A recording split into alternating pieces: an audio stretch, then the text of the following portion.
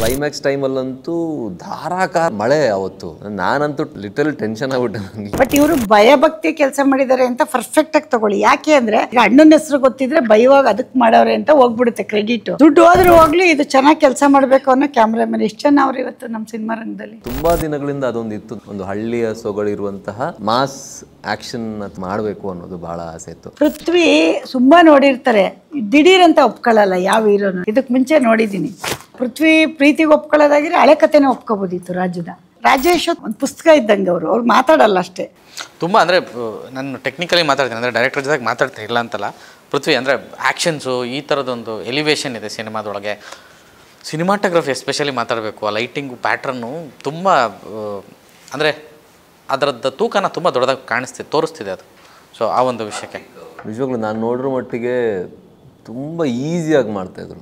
ನಮಗೆ ಯೂಶ್ವಲಿ ಏನಾಗುತ್ತೆ ಅಂತ ಹೇಳಿದ್ರೆ, ಈ ಥರದ್ದು ಔಟ್ಪುಟ್ ತರಬೇಕು ಅಂತ ಹೇಳಿದ್ರೆ ಅಲ್ಲಿ ತುಂಬ ಅದು ಇದು ಕಿರ್ಚಾಡ್ಕೊಂಡು ಅದೆಲ್ಲ ಮಾಡಬೇಕು.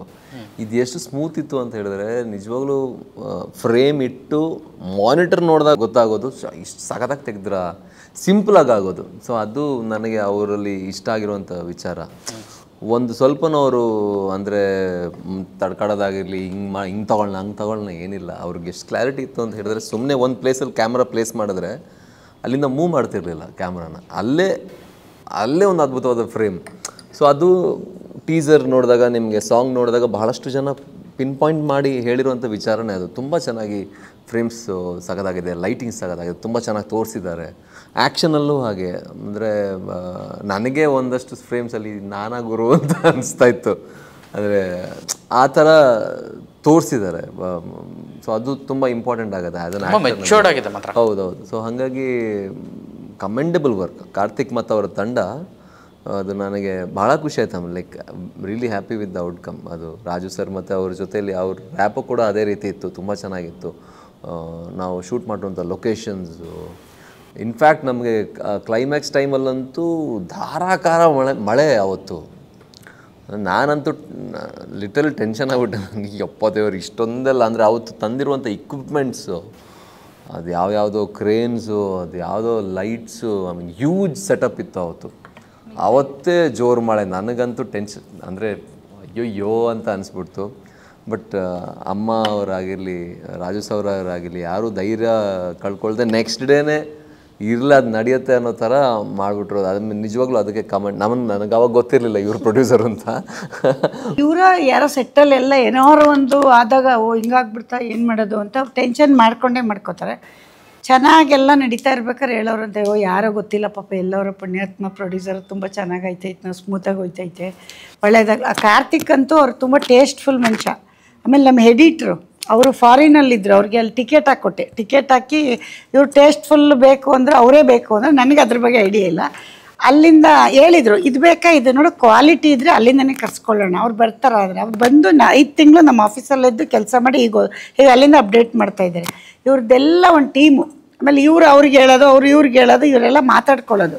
ಬಟ್ ಇವರು ಭಯಭಕ್ತಿ ಕೆಲಸ ಮಾಡಿದ್ದಾರೆ ಅಂತ ಪರ್ಫೆಕ್ಟಾಗಿ ತಗೊಳ್ಳಿ. ಯಾಕೆ ಅಂದರೆ ರಾಜಗೆ ಬಿಟ್ಟರೆ ಯಾರಿಗೂ ಗೊತ್ತಿಲ್ಲ, ನನಗೆ ಬಿಟ್ಟರೆ ಅಣ್ಣನ ಹೆಸರು ಯಾರಿಗೂ ಗೊತ್ತಿಲ್ಲ. ಈಗ ಅಣ್ಣನ ಹೆಸರು ಗೊತ್ತಿದ್ರೆ ಭಯವಾಗ ಅದಕ್ಕೆ ಮಾಡವ್ರೆ ಅಂತ ಹೋಗ್ಬಿಡುತ್ತೆ ಕ್ರೆಡಿಟು. ಅದಕ್ಕೆ ಈಗ ಅವರಿಗೆ ಪ್ಲಸ್ ಎಷ್ಟು ಕೊಡ್ಬೇಕು ನೀವು ಕೊಡಿ ಮಾರ್ಕ್ಸು. ಏಕೆಂದರೆ ಯಾರಿಗೂ ಗೊತ್ತಿಲ್ಲದೆ ಮಾಡಿರೋದು. ಅಲ್ಲಿಗೆ ಎಷ್ಟು ಒಳ್ಳೆ ಆರ್ಟಿಸ್ಟು ಅಂತ ಅವ್ರಿಗೆ ಹೆಸರು ಕೊಡ್ಬೇಕು ನೀವು. ಏನು ಮಾಡ್ತಾರೆ, ಅಯ್ಯೋ ನಂಗೆ ಆಟಿಟ್ಯೂಡ್ ಏನೋ ಅಂತಾರೆ. ಈಗೇನೋ ಗೊತ್ತಿಲ್ಲದೆ ಇಷ್ಟು ಚೆನ್ನಾಗಿರೋ ಕೆಲಸ ಮಾಡೋರು ಅಂದಾಗ ಅವ್ರಿಗೆ ಹೋಗೋದಿಲ್ಲ ಕ್ರೆಡಿಟು. ಹಾಗಾಗಿ ರಾಜು ಕ್ಯಾಮ್ರಾಮೇನ್ ಮಾತ್ರ ತುಂಬ ಡೀಪಾಗಿ ಹೋಗೋರಂತೆ.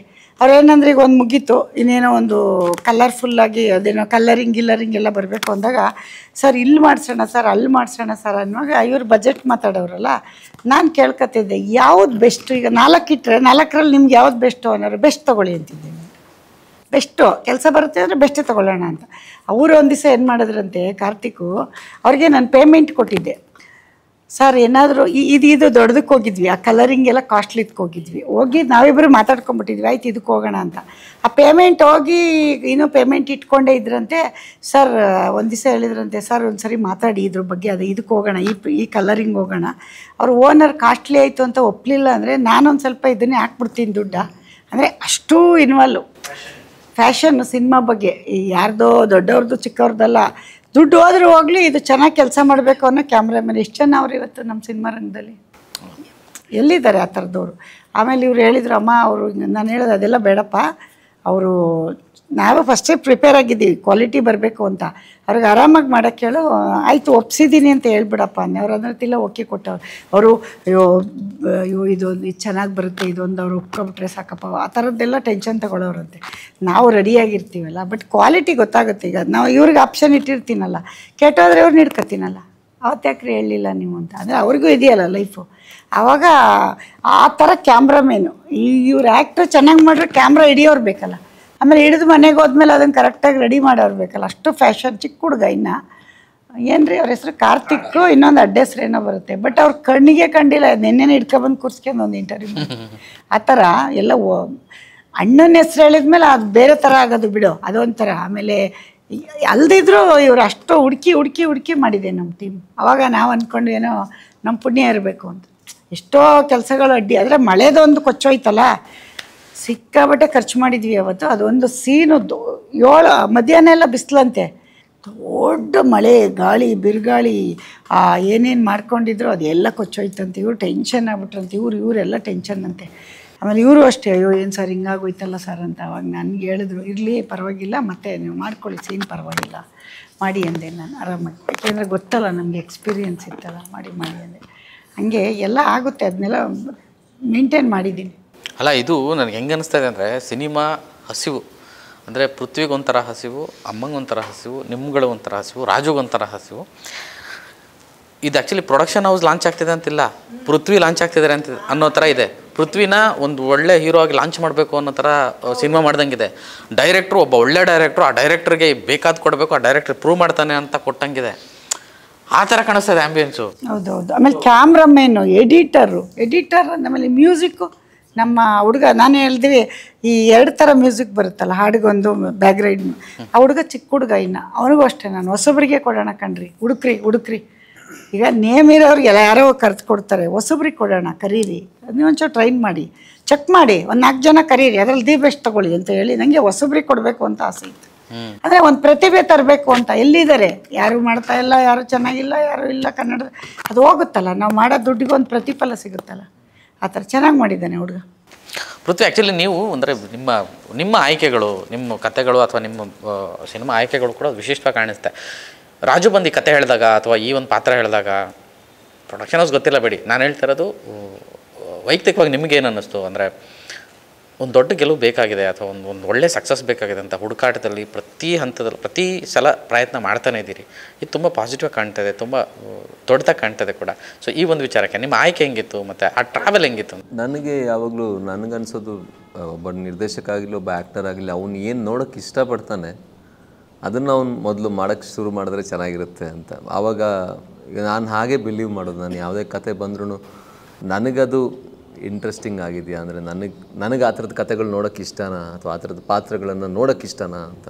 ಸೊ ಇವ್ರು ಅದು ಕತೆ ಹೇಳಿದ್ರೆ, ನನ್ನ ಮೊದಲಿಂದ ತುಂಬ ದಿನಗಳಿಂದ ಅದೊಂದು ಇತ್ತು ನನಗೊಂದು ಹಳ್ಳಿಯ ಸೊಗಡಿರುವಂತಹ ಮಾಸ್ ಆ್ಯಕ್ಷನ್ ಅಥವಾ ಈ ಥರದ್ದೊಂದು ರಿವೆಂಜ್ ಡ್ರಾಮಾ ಥರ ಸಿನಿಮಾಗಳು ಮಾಡಬೇಕು ಅನ್ನೋದು ಭಾಳ ಆಸೆ ಇತ್ತು. ಅವ್ರು ಮೊದಲೊಂದು ಕತೆ ಹೇಳಿದ್ರು, ಅದು ಸ್ವಲ್ಪ ಅರ್ಬನ್ ಕತೆ ಆಗಿತ್ತು. ನನಗೆ ಹಳ್ಳಿ ತುಂಬ ಇಷ್ಟ, ನನಗೆ ಕಾಡು ತುಂಬ ಇಷ್ಟ. ನನಗೆ ಅದಿದೆ, ಯಾರಾದರೂ ಬಂದು ಕಾಡಿನ ಕತೆ ಅಥವಾ ಹಳ್ಳಿ ಕತೆ ಹೇಳಿದ್ರೆ ನನಗೆ ಮಾಡಿಬಿಡ್ತೀನಿ. ಸೊ ಇವ್ರು ಹೇಳಿದಾಗ ಅಲ್ಲಿ ತುಂಬ ಎಲಿಮೆಂಟ್ಸ್ ಇತ್ತು. ಮತ್ತು ಪಾತ್ರಗಳು, ಸ್ಪೆಷಲಿ ದೇಶಪಾಂಡೆ ಸರ್ ಅವರ ಪಾತ್ರ, ರಾಜೇಶ್ ನಟರಂಗ್ ಸರ್ ಅವರ ಪಾತ್ರ, ಆ ಪಾತ್ರಗಳಿಗೆ ಇದ್ದಂತಹ ಡೆಪ್ತ್ ಎಲ್ಲ ಇದೆಯಲ್ಲ, ಅದು ತುಂಬ ಒಂಥರ ನನಗೆ ಒಂದು ಒಳ್ಳೆ ಸಿನಿಮಾ ಆಗುತ್ತೆ, ಇದು ಒಂದು ಒಳ್ಳೆ ವಾಚ್ ಆಗುತ್ತೆ, ಇಂಟ್ರೆಸ್ಟಿಂಗ್ ವಾಚ್ ಆಗುತ್ತೆ ಅಂತ ಅನಿಸ್ತು ನನಗೆ. ಆ್ಯಂಡ್ ಅದರಲ್ಲಿ ಇದ್ದಂಥ ಎಲ್ಲ ಎಲಿಮೆಂಟ್ಸ್ ತುಂಬ ಚೆನ್ನಾಗಿ ಬ್ಲೆಂಡ್ ಮಾಡಿದರು ಅವರು. ನನಗೆ ಅದು ಅವ್ರ ಕತೆ ಹೇಳಿದಾಗಲೇ ಒಂದು ಇಮೇಜ್ ಹುಟ್ಟಿತು, ಈ ಸಿನಿಮಾದ ಒಂದು ಇಮೇಜ್ ಹುಟ್ಟುತ್ತಲ್ಲ ನಮ್ಮ ತಲೆಯಲ್ಲಿ. ಸೊ ಅದೊಂದು ಇಂಟ್ರೆಸ್ಟಿಂಗ್ ಇಮೇಜ್ ಹುಟ್ಟಿತು ನನಗೆ. ಆ್ಯಂಡ್ ಆಡಿಯನ್ಸ್ ಇಷ್ಟಪಡ್ತಾರೆ ಅನ್ನೋದಿತ್ತು. ಆ್ಯಂಡ್ ನನಗೆ ಮಂಡ್ಯ ಶೈಲಿಯ ಭಾಷೆಯ ಒಂದು ಸಿನಿಮಾ ಮಾಡಬೇಕು ಅನ್ನೋದು ಮೊದಲಿಂದ ಇತ್ತು. ಅದು ನನ್ನ ಕೈಲಿ ಸಾಧ್ಯನೇ ಇಲ್ವೋ, ಅದು ಇನ್ನೊಂದು ಕ್ವಶನ್ನು. ಅದು ಆಮೇಲೆ ನನಗೆ ಅವ್ರು ಹೆಲ್ಪ್ ಮಾಡಿದ್ರು, ಇದ್ದವರೆಲ್ಲ ರಾಜು ಸರ್ ಆಗಿರಲಿ, ಅವ್ರ ಜೊತೆ ಇದ್ದಂಥ ಅಸಿಸ್ಟೆಂಟ್ಸ್ ಎಲ್ಲರೂ ಬಹಳ ಹೆಲ್ಪ್ ಮಾಡಿದ್ರು. ಬಿಕಾಸ್ ನನ್ನ ಭಾಷಾ ಶೈಲಿ ತುಂಬ ಡಿಫ್ರೆಂಟ್. ಅದು ಮಂಡ್ಯ ಭಾಷೆ ಅಂತ ಬಂದಾಗ ತುಂಬ ಕಷ್ಟ ಅದು ಮಾಡೋದು. ಸೊ ಅದಕ್ಕೆ ತುಂಬ ಹೆಲ್ಪ್ ಮಾಡಿದ್ರು, ಅದೊಂದಿತ್ತು. ಬಟ್ ಈ ಒಂದು ಆ್ಯಂಬಿಯನ್ಸ್ ಕ್ರಿಯೇಟ್ ಮಾಡುವಂಥ, ಈ ಒಂದು ವಿಲೇಜ್, ಈ ಒಂದು ರಸ್ಟಿಕ್ ಆ್ಯಂಬಿಯನ್ಸ್ ಕ್ರಿಯೇಟ್ ಮಾಡುವಂಥ ಸಿನಿಮಾ ಮಾಡಬೇಕು ಅನ್ನೋದು ಭಾಳ ನನಗೆ ಮೊದಲಿಂದ ಆಸೆ. ಆ್ಯಂಡ್ ಆ್ಯಕ್ಷನ್ ನನಗೆ ತುಂಬ ಪ್ರಿಯವಾದ ಒಂದು ವಸ್ತು ಆಗಿರೋದ್ರಿಂದ ನನಗೆ ಅದು ಅವ್ರ ಕತೆ ಹೇಳಿದಾಗಲೇ ಸರ್ ನಾನು ಮಾಡೋಣ ಅಂತ ಹೇಳಿದ್ರು. ಆ್ಯಂಡ್ ಕತೆ ಹೇಳಿದಾಗಲೇ ಅವರು ದೇಶಪಾಂಡೆ ಸರ್ ಅವ್ರನ್ನ ಮೆನ್ಷನ್ ಮಾಡಿದ್ರು. ಅದು ಇನ್ನೊಂದು ಡ್ರೈವಿಂಗ್ ಫ್ಯಾಕ್ಟರ್ ನನಗೆ ಸಿನಿಮಾ ಮಾಡೋದಕ್ಕೆ ತುಂಬ ದೊಡ್ಡ ಡ್ರೈವಿಂಗ್ ಫ್ಯಾಕ್ಟರ್. ನನಗೆ ತುಂಬ ಇಷ್ಟ ಅವರ ಅಪ್ರೋಚ್ ಏನಿದೆ ಟವರ್ಡ್ಸ್ ಆ್ಯಕ್ಟಿಂಗ್. ನಾನು ತುಂಬ ದೊಡ್ಡ ಫ್ಯಾನ್ ನಾನು. ಸೊ ಹಾಗಾಗಿ ಅದೊಂದು ತುಂಬ ಒಂದು ಡ್ರೈವಿಂಗ್ ಫ್ಯಾಕ್ಟರ್ ನನಗೆ. 2 ಡ್ರೈವಿಂಗ್ ಫ್ಯಾಕ್ಟರ್ ಈ ಸಿನಿಮಾ ಒಪ್ಕೊಳ್ಳೋದಕ್ಕೆ. ನನಗೆ ಫಸ್ಟ್ ಟೈಮ್ ಅರ್ಧ ಗಟ್ಟಿಯಾಗಿದ್ದು ಯಾವಾಗ ಅಂದರೆ, ನನಗೆ ಬೆಳಿಗ್ಗೆ ಕತೆ ಹೇಳಿದರು, ಸಂಜೆ ಇವ್ರಿಗೆ ಯಾರು ಕತೆ ಹೇಳಿದಾರೆ ಯಾರೂ ರಿಜೆಕ್ಟ್ ಮಾಡಿಲ್ಲ, ಇವ್ರಿಗೆ ಹೇಳಿದ್ದಾರೆ. ಇವರೆಲ್ಲ ನೋಡ್ಕೊಂಡು ಬಂದಿರ್ತಾರಲ್ಲ. ಈಗ ನಾನಾದರೆ ಫಸ್ಟ್ ಟೈಮು ರಾಜು ಹೋಗಿ ನಾನು ಕತೆ ಇದು ಓಕೆ ಇದನ್ನು ರೆಡಿ ಫುಲ್ ಪಿಕ್ಚರ್ ಪೂರ್ತಿ ಮಾಡ್ಕೊಬಂದರು. ಅಂದರೆ ಈಗ ಸೀನ್ ಟು ಸೀನ್ ಹೇಳ್ತಾರೆ ಗೊತ್ತಾ, ಪಿಕ್ಚರಲ್ಲಿ ಹೋಗ್ತಾ ಇದೆಯೇನೋ ನಂಗೆ ಹೇಳ್ಬಿಟ್ರು. ನಂಗೆ ಕ್ಲಿಯರಾಗಿ ಅಂದರೆ ನಾನು ಫಸ್ಟ್ ಒಂದು 2 ಲೈನಲ್ಲಿ ಹೇಳ್ಬಿಟ್ಟೆ, ಇದು ಮಾಡೋಣ, ಇದು ವರ್ಕೌಟ್ ಆಗುತ್ತೆ, ಇದನ್ನು ರೆಡಿ ಮಾಡಿ ಅಂತ ಹೇಳಿ ಬಿಟ್ಬಿಟ್ಟು ಆಫೀಸೆಲ್ಲ ಕೊಟ್ಟು ಲಾಸ್ಟಿಗೆ ಅಮ್ಮ ರೆಡಿ ಇದ್ದೀನಿ ಬನ್ನಿ ಕೇಳಿ ಅಂತ ಕೇಳಿದ ಮೇಲೆ ರಾಜು ಇದು ತುಂಬ ಚೆನ್ನಾಗಿದೆ ಅವ್ರು ಹೇಳೋ ರೀತಿ, ಆಮೇಲೆ ಮಧ್ಯ ಇವೆಲ್ಲ ಹೇಳ್ತಿದ್ರಲ್ಲ ನನಗೆ ಇಷ್ಟ ಆಯಿತು. ಅದಾದಮೇಲೆ ಇವ್ರು ಒಪ್ಕೊಂಡವ್ರು, ಇವ್ರು ಆದಮೇಲೆ ಇವರು, ಆಮೇಲೆ ರಾಜೇಶು, ಈ ಥರ ಆದಾಗ ಓಕೆ ಕತೆ. ಆಮೇಲೆ ರಾಜು ನಾನು ಅಷ್ಟು 5-6 ಜನ ಒಪ್ಪಿದ್ದೀವಿ. ಇಲ್ಲೊಂದು ಟೀಮು ಒಪ್ಪಿರೋ ಕತೆ ಇದು.